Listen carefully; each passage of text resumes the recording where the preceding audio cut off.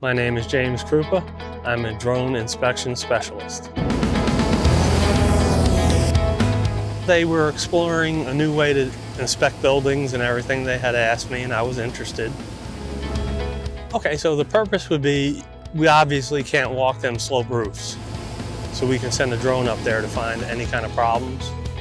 And the sides of buildings that we can't see, that's too high, it helps out there.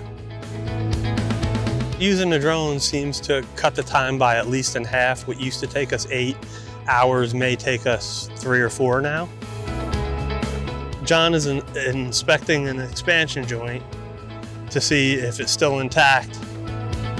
We can do a picture or a video and then take them back to the shop and analyze them and determine whether it needs to be repaired or not.